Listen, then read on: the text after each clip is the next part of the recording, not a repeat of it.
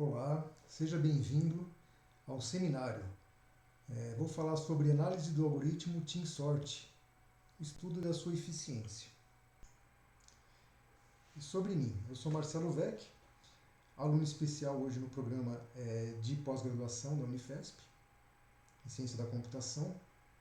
O ano passado me formei em bacharel de Ciência de Dados pela Univesp.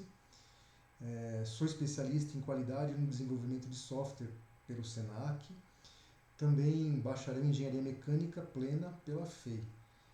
E tenho mais de 25 anos na área de tecnologia, então, assim, passei desde a época do monitor fósforo verde, né, e banco de dados e interfaces que não eram gráficas, até mais recentemente, desenvolvimento mobile, internet das coisas e tudo mais.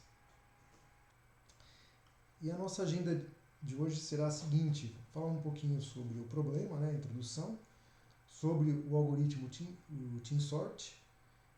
Vou apresentar um experimento prático e análise dos resultados. Então, os algoritmos de ordenação, eles são realmente críticos, né, em qualquer sistema de informação, porque eles geralmente são os responsáveis pela performance desses sistemas. Por exemplo, no mundo real, nós temos ordenação de sequência cronológica de documentos, quaisquer documentos, né? Então você pensa em PVA, notas fiscais, documentos gerais, documentos financeiros, utilizam todos eles algum tipo de sequência cronológica. Também a parte de busca de registros em banco de dados. Então, qualquer tipo de seleção, de consulta feita nos registros de banco de dados, ele requer uma ordenação. Também a localização de nomes de qualquer tipo, em relações de diversos segmentos, empresas químicas, automobilísticas, comércio em geral. Então sempre é necessário algum tipo de ordenação. Sem falar em relação à estratificação, né, de ranqueamento. Então quando se quer saber quais são os melhores ou os piores de determinado grupo, obrigatoriamente tem que ter algum tipo de ordenação, né? E mais recentemente ainda, a aplicação massiva na parte de mineração de dados. Toda a parte de ciência de dados utiliza massivamente sistemas de ordenação. E por que, né, o TeamSort, né? Bom, o TeamSort ele foi uma escolha por conta de eu já trabalhar com linguagem Python há alguns anos e ele ter sido implementado nativamente em Python da versão 2.3 até a versão 3.10 aproximadamente, tá? No Java, desde a versão SE 7 até hoje. E ele nasceu em 2002 junto com a explosão do Big Data, né? Então ele foi feito realmente pensando num grande volume de dados. Ele é eficiente para dados previamente ordenados, estável, ou seja, ele garante a ordem relativa dos elementos, e ele utiliza uma metodologia híbrida, combina técnicas de insertion sort com merge sort. Ainda falando sobre a questão do Python, né, teve uma alteração devido a um bug, e aí eles eles implementaram uma variação do TeamSort chamado PowerSort, que ele recupera corrige alguns desses bugs. E falando do criador, né, desse algoritmo, é o Tim Peters. Árduo contribuidor, né, ele foi pioneiro inclusive no CPython. O CPython é a principal distribuição da linguagem Python hoje. A maior parte escrito em C, né? Ele escreveu a filosofia Zen of Python, que são as boas práticas, né, de quem escreve um programa Python. Inclusive, essa filosofia ela é carinhosamente chamada entre os programadores, os desenvolvedores Python, de Pythonic. Então, se um programa é Pythonic, ele segue essas recomendações que o Tim escreveu, sugeriu, né? Também ele foi um árduo colaborador do Python Cookbook, foi um dos primeiros livros de Python, aquela Bíblia, né? A famosa Bíblia, aquele livro grosso, que traz todo tipo de informação. Ele colaborou em alguns desses capítulos. Ele é influente no Stack Overflow, Ele também foi conselheiro de 2001 até 2014 do Python Software Foundation, né, que é justamente a fundação sem fins lucrativos que faz a distribuição de Python. Né. E vamos falar agora do algoritmo Team Sort. Né. Então, ele é derivado do Merge Sort e do Insertion Sort. Né, e ele realmente foi projetado para ter boa performance no mundo real, no mundo dos dados, onde nós vivemos atualmente. Né. E ele aplica basicamente 3 técnicas. Uma técnica que ele vai subdividir aquela lista a ser ordenada em pequenos pedaços, né? Podem ser subarrays, que são chamados de runs. E aí ele joga esses pequenos pedaços para o algoritmo Insertion Sort, que aí faz uma ordenação por inserção, ela é bastante eficiente para listas pequenas, por isso que ele faz essa subdivisão, e depois aplica pega esses diversos pedaços e submete ao Merge Sort para fazer a mescla e a reordenação deles. Então fica nesse ciclo de Insertion Sort, Run e Merge Sort, até que a lista seja totalmente ordenada. Ilustrativamente, o Team Sort funciona da seguinte forma. Dado um determinado vetor, ele submete aquela divisão do runs, então é feito um cálculo.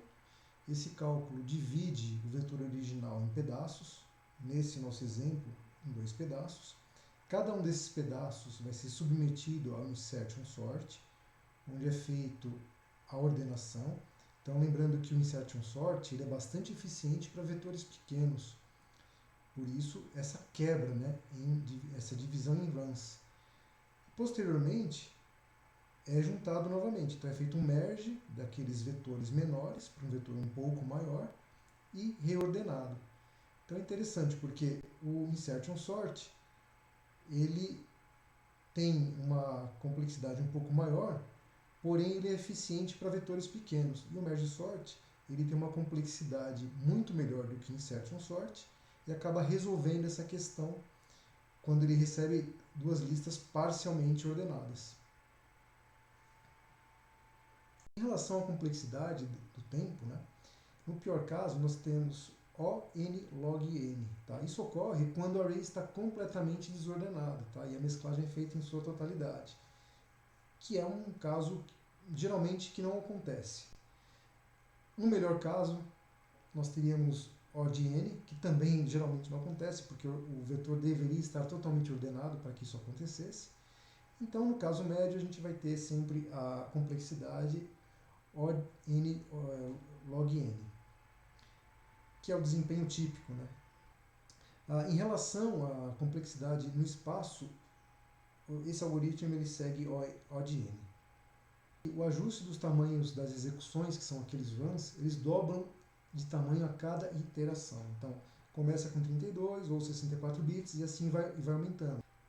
E ele foi realmente projetado para funcionar bem com os dados do mundo real. Né? Grandes volumes de dados, porque, como eu já disse anteriormente, ele foi criado na era do Big Data. Né? E a estabilidade evita que os dados sejam embaralhados arbitrariamente. Isso é importante. Né? Agora eu vou apresentar o experimento que foi feito. Tá? Então, vocês vão poder ter acesso a ele aqui, clicando nesse link. Então, acessando o Colab, você vai poder acessar esse Jupyter Notebook, que é o AAED S7 Seminário 1, Team Sort. E eu organizei ele de forma modular. Então você vai ter aqui as bibliotecas que foram utilizadas, os algoritmos de ordenação, os scripts de teste e a execução do experimento. Então, de uma forma geral, qual foi a estratégia adotada para esse experimento? Né? Então, primeira coisa, a ideia é fazer uma comparação de performance na prática do Team Sort, Merge Sort e do Quick Sort, todos eles implementados em Python. Então, para isso, para verificar essa performance, foram 3 vetores. Um vetor de 100.000 números ordenados de forma crescente, um vetor de 100.000 números com os números totalmente embaralhados e um vetor de 100.000 números também ordenados, mas de forma decrescente. E para cada submissão, eu repeti 20 vezes esse experimento. Bom, o algoritmo Team Sort implementado em Python, porque originalmente ele não é implementado em Python, se vocês olharem, eu vou mostrar aqui, porque o algoritmo original, inclusive que é o que está disponível no GitHub, tá? Como todo mundo sabe, o Python é uma linguagem de código livre, né? Então, aqui nesse endereço, onde ficam todos os códigos, todos os fontes, né, do Python, que é justamente o CPython, né, que eu tinha comentado, vocês vão verificar que esse algoritmo TeamSort, ele está escrito em linguagem C. E aí o desafio foi transformar isso em linguagem Python para que a gente pudesse fazer esse experimento. Então esse foi um dos desafios.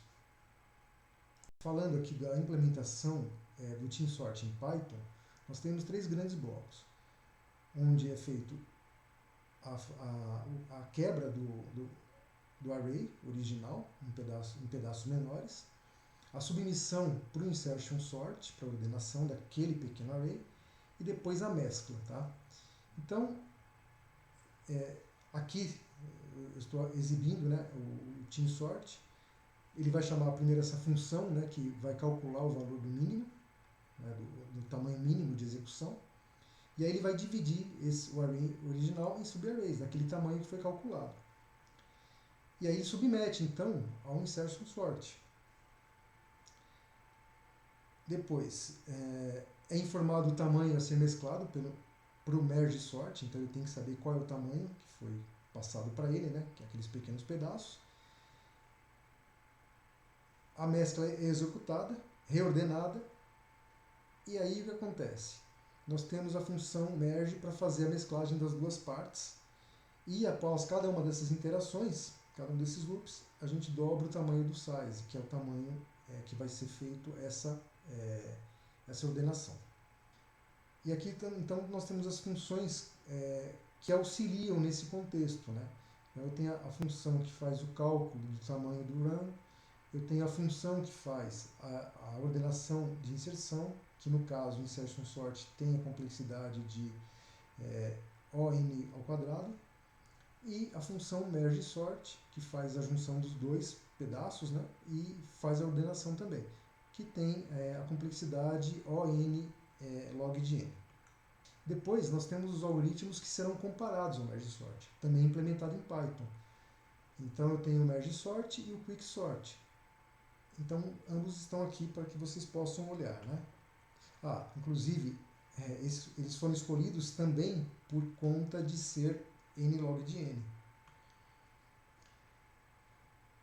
Para que eu fizesse o experimento ainda por cima, então eu utilizei aqui a biblioteca NumPy do Python, né? A NumPy, ela trata de vetores, ela é bastante otimizada para isso, então eu usei para poder criar os vetores de 100 mil elementos. E depois uma função para poder coletar os tempos utilizados em cada uma das execuções. Então essa função measureTime, ela vai receber uma das funções, o array, e quantos ciclos ela vai executar para cada uma dessas combinações, que no caso vão ser 20. Bom, por fim, os resultados, né? A síntese do que nós conseguimos extrair desse experimento. Uma coisa interessante, né? Porque a maior parte das referências que eu pesquisei sobre o TeamSort, ele realmente fala que é muito rápido. Inclusive, ele chega a superar o QuickSort. Mas, curiosamente, na implementação Python, e aí talvez seja o problema, né, ele teve uma performance ruim, né, especialmente para para vetor randômico. Então, aqui eu destaquei, né, toda vez que vetor randômico, qualquer um que seja, qualquer método de ordenação, ele realmente é prejudicado, né? Então, a gente observa, por exemplo, que o TeamSort ele teve 3 segundos de ordenação, né, como tempo máximo, e o QuickSort como tempo máximo 1 segundo, quer dizer, aqui quase 4 vezes menos, né, 25% do tempo do TeamSort, na pior situação, né, na pior leitura. Quando a gente tem os vetores já ordenados crescente, O menor tempo que eu consegui do TeamSort foi 0,48 segundos, né? E o do QuickSort 0,35, quer dizer, está quase ali, mas ainda não superou. Então isso foi uma coisa que realmente me fez questionar, né? Por que deu essa diferença? Então, possivelmente, a implementação em Python não foi a mais adequada, ela deveria ser ainda otimizada de alguma outra forma, né? E, claro, que quando é feito em C, utilizando alguns recursos de memória e tudo mais, ele deve ter uma performance muito melhor, né?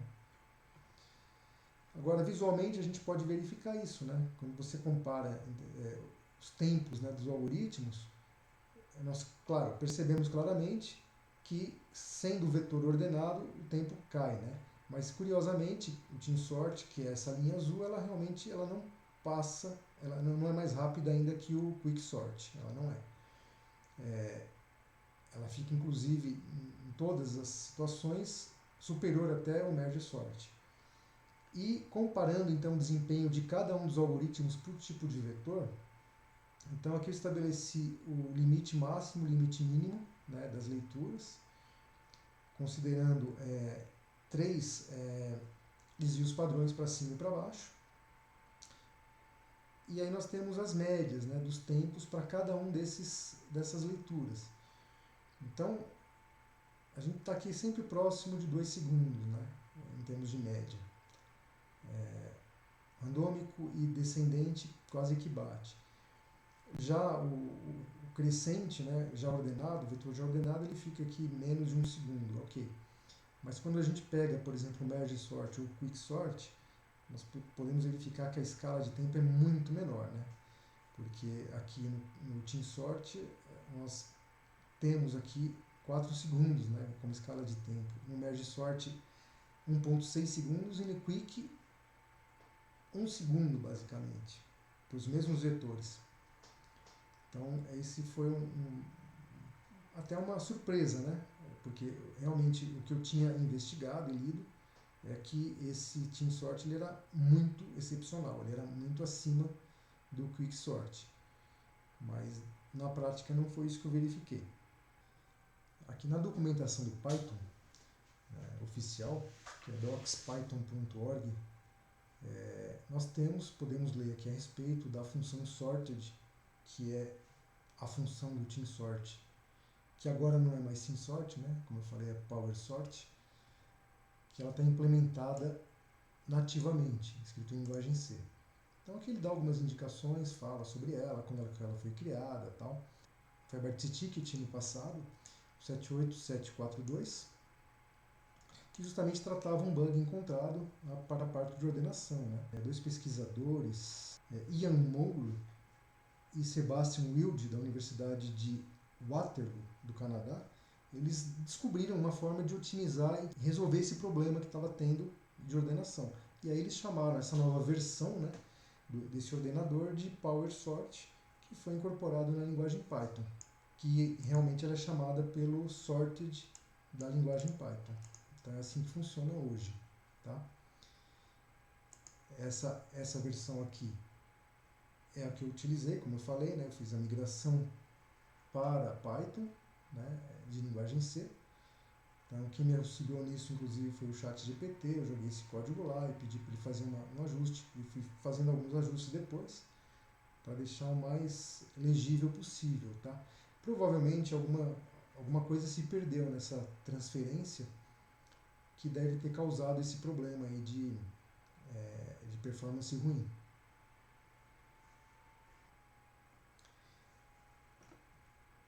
Bom, as referências que foram utilizadas para fazer esse seminário, elas estão aqui apresentadas.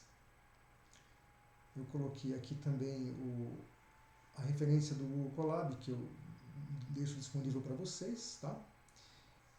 E para finalizar, os meus sinceros agradecimentos à professora Lilian, a todos os docentes da linha de pesquisa de sistemas inteligentes da Unifesp, aos meus colegas de classe, muito obrigado por assistir essa palestra.